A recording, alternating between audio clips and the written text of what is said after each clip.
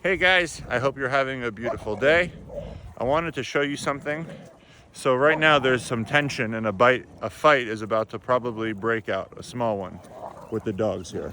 You see they're getting very rambunctious and they're all starting to try to alpha each other. And as I get closer, they stop because they know they're not supposed to. But Olive here just started it again. And I want to tell you, obviously you can see I'm staying calm, right? But I do have to do something about it. So the last thing you want to do is start freaking out. So you want to see who the instigator is, which is Olive. And I'm just going to put a leash on her. Olive. Now I'll wait for her to stop.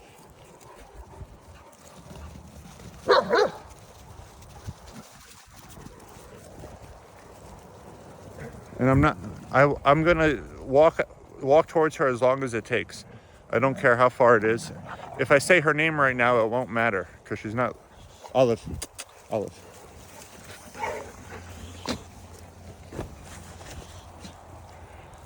And this will put an end to it.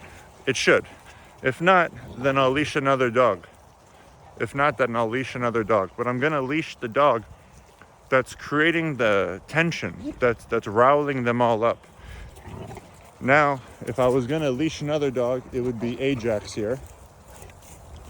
But before I do that, I can't at the moment because I have one hand with Olive and the other hand I'm having a conversation with you. By the way, the dogs with the cones, they got fixed about a week ago. So we have them wear the cones so they don't lick the wound, but they can be on the walks. They just can't get wet. Anyways, I wanted to show you, you could listen. Now it's stopped. You don't hear anything, right? You hear Hooch, but he's playing with Goose. It's not aggressive.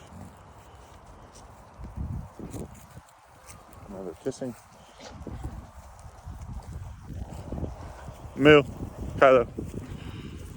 And it's something that simple.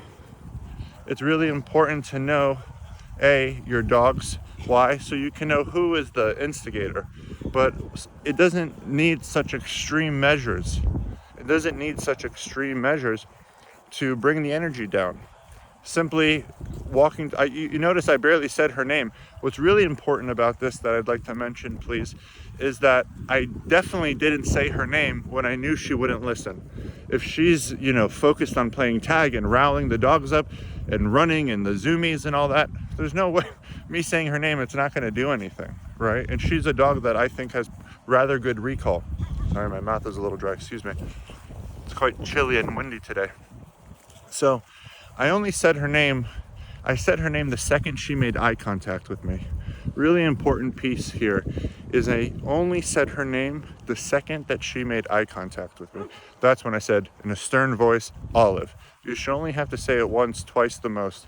But as far as me walking towards her, I don't give up on that. I see it all the way through. And I knew that she was the one that was causing the dogs to get riled up. And if you don't do something about it, it's tricky here. So there's two parts. If you don't do something about it, as you could probably hear if you go back to the video, the growling and the rowdiness was only increasing. It was only getting, more and more intense. So it's going to turn into a fight. No question about it. You have to do something about it. But how you respond is how they will respond. Usually. There's exceptions, but usually these are just the growling, it's wobbles and copper, just plain. Usually how you will respond is how they will respond. So it's really important that you stay calm. You don't start screaming, shouting all the names. You hear that at the dog park all the time, and it almost always turns into a fight. No one takes action. It's just a lot of vocalizing. It could really make things worse, and your anxiety and your stress towards the situation can certainly make things worse. Even if you have a dog that's not involved in it, if your personal dog senses your stress and anxiety, they might start to feel that they need to be very protective and get involved into this fight. Simply move slowly. Use your mind, of course. If you have to move quicker, but common sense wise, I say this, move slowly and calmly, find the source of the tension and remove it. And this is a good time in case anyone needs a reminder. Find the source of the tension in your life and do your best to calmly remove it. Okay? Now I'm gonna let her go. Now I'm going to release the leash because this is what I want, calm energy.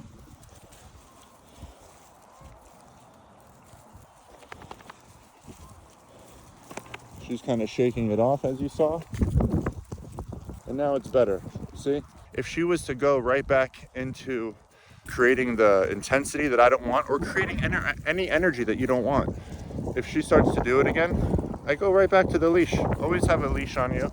No matter how great you think your dogs are, no matter what, you should always bring a leash with you. Pack walks, wherever, I have at least 1 or 2 leashes. You know, as I said that, I had the voice inside of me that said, tell the truth. I forget sometimes, and I always really beat myself up because I say, man, what if something happened here, and if you would have had a leash, you could have, you know, avoided that situation. So I am forgetful, but most of the time I remember to bring a leash. So that's that. But anyways, now that I've confessed, I always try to remember to bring a leash, and it's such a simple thing that can, such a simple tool that could prevent possibly a very big problem. All right. And this also answers a question. This answers a question: how do you not have dog fights? Of course, they'll happen, you know. But after a long time of doing this, you find the very important ways that what you could do to help avoid them. You know. Okay. I love you, and have a beautiful day. Thank you so much for watching. And look, this is the energy we wanted to see. You know, you saw it from the beginning to the end. You know, you really saw that was the beginning of the tension. If I would have let it happen longer, it really would have, it could have been, it could have very much been bad. But you were there to help me solve it. I love you guys. Thank you. Bye now.